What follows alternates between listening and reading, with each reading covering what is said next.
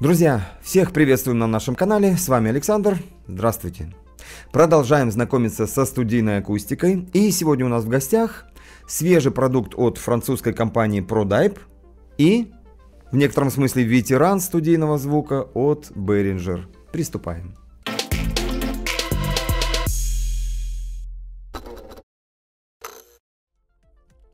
Итак, ProDype Pro 5 V3 и Behringer Next K5.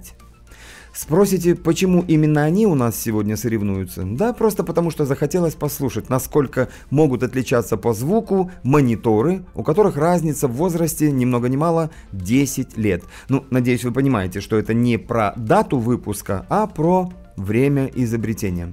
Вот и посмотрим, удалось ли французам изобразить что-то такое, что при стоимости на 1000 с лишним дешевле, хваленных очень многими потребителями колонок K5, не уступит им по своим характеристикам и, разумеется, звучанию. Кстати, о стоимости. Pro 5 V3 сегодня у нас стоит по 12 500 за штучку, Next K5 около 14. Небольшая разница в цене, и скорее всего она присутствует из-за того, что у Behringer имеется чуть больше дополнительных прелестей, а именно ослабление низких частот на 2, 4 и 6 дБ и возможность небольшой коррекции звука под помещение. Тогда как у ProDype мы можем немного поработать лишь только с высокими частотами. Не будем торопиться и называть что-то плюсами или минусами, да и вообще, недавний обзор на Pro 8 V3 зачеркнул все сомнения по поводу цена-качество и вызвал у нас, и не только у нас, судя по вашим отзывам и комментариям, определенную порцию восторга. Что касается Behringer серии Next, то это совместная работа инженеров Behringer и лично Кейта Клавитера, основателя компании КРК, в которую входят три модели 5, 6 и 8 дюймов, и которые он, Кейт Клавитер, называет референсными системами и, цитата, «очень гордится ими и считает чуть ли не лучшей своей работой». Конец цитаты. О как! Ну что ж, посмотрим, послушаем и чуть позже дадим какое-то свое заключение. А сейчас давайте для порядка пробежимся по основным цифрам для этих колонок. Динамики и здесь 5,25 и 1 дюйм. Мощность до 130 в пике французы, до 150 немцы или кто они там. Частотный диапазон ProDype 55-22 тысячи, Behringer 50-20 тысяч Гц, кроссовер 3 и 3,2 кГц соответственно. По максимальному звуковому давлению французы скромно молчат, Behringer указывает 100 дБ, ну и весят эти мониторчики 5,5 и 5 килограммов поштучно. Да, если кому-то важны размеры, то ProDype Pro 5 V3 это 277, 180, 245 мм, Behringer Next K5 288 на 197 на 247 мм. Почти одинаково. Что ж, теории, наверное, нам с вами достаточно. Давайте будем слушать, после чего выносить свой приговор.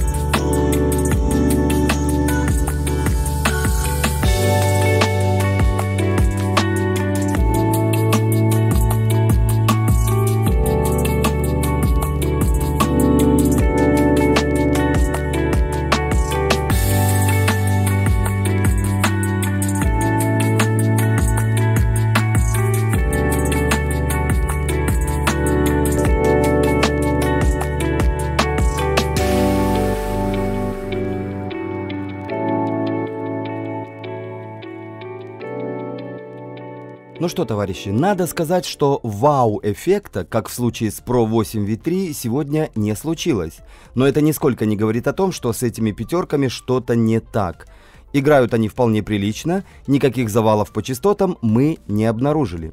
К сожалению, не все передает наш Lewitt 640 так, как хотелось бы нам, но тут уже ничего не поделаешь. У него свои мозги и уши, и он реагирует на каждую модель мониторов так, как ему заблагорассудится.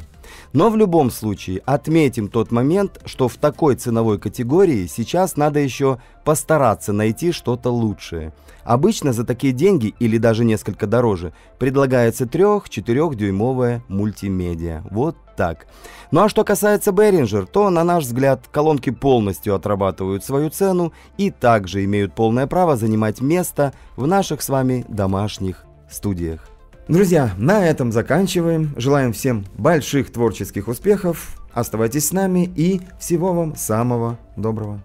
Ага. А сможешь чуть только паузу сделать, когда от одного к другой пойдешь? Я как раз нормально перекинусь туда. Ну, а я так и делаю. Угу. Тогда как, я там с расстановкой говорю, это тебе как раз время сюда переехать. Вот тогда как ты переезжай. Пишем, да? Угу. Ты там все? Все. Я даже не могу выговорить название этой компании. Что же это такое?